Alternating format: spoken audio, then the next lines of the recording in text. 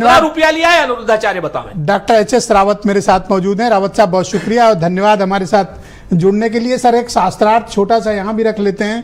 पहला नाम बताओ सर भगवान कृष्ण जी का।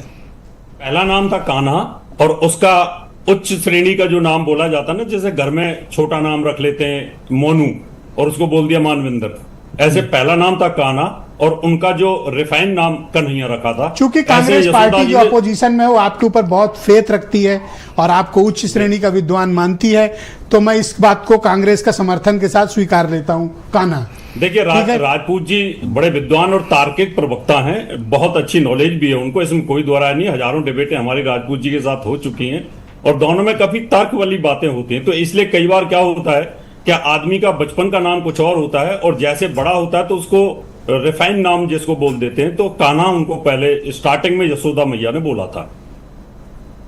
एक कंट्रोवर्सी इस बात पे है कि बहुत से लोग जो इंटरनेट पे अपनी प्रतिक्रिया दे रहे हैं, मेरे पास कोई एविडेंस नहीं इसलिए आपसे पूछ रहा हूं, कुछ लोग कह रहे हैं लला, कुछ कह रहे हैं लल्ला नाम था। देखिए, ये लल्ला जैसे ब्रज के अंदर लल्ला बोलते हैं ज्यादातर, का हुआ है लल्ला हुआ है लल्ला ना, तो होने पर लल्ला, लेकिन वो हो तो पहले ही चुके थे।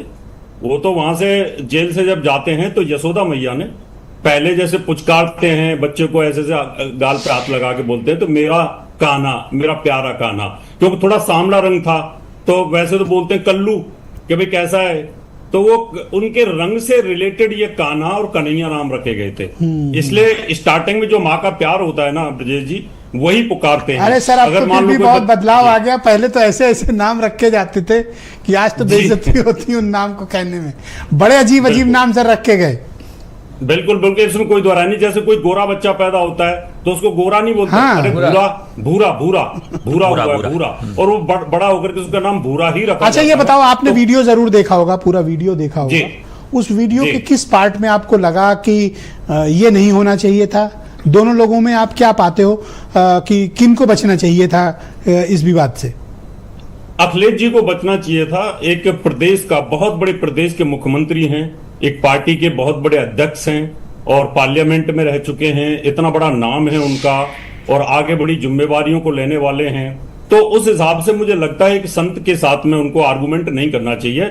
संत को शास्त्रार्थ अगर करना है तो संत के साथ ही करना चाहिए, या फिर राजनीति छोड़ करके उनको शास्त्रार्थ करना चाहिए। क्या आओ जी अनुरुद्धाचार्य जी, हम आपसे कुछ प्रश्न पूछते हैं, तो मुझे लगता है उनको बचना चाहिए कि जिस कद के वो नेता हैं उस कद के नेता को कभी भी किसी धर्मगुरु के साथ इस प्रकार से नहीं उलझना चाहिए। ओके, उसके बाद संत अनुरुद्धाचार्य जी ने जो स्टेटमेंट मुसलमानों को लेकर दिया, वो इसके परिप्रेक्ष्य में था या उन्होंने फिर गलत दिशा में बात को मोड़ने की कोशिश की?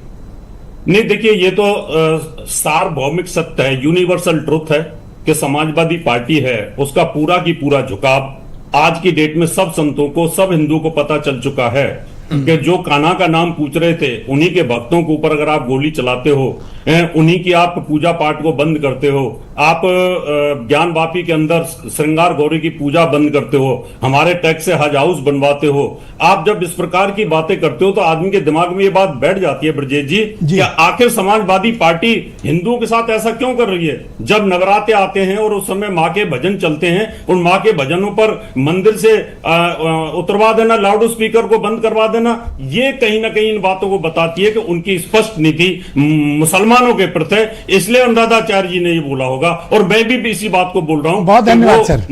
जी बहुत शुक्रिया आपका। प्लीज हमारे साथ बने रहिए। वीरेंद्र सिंह जी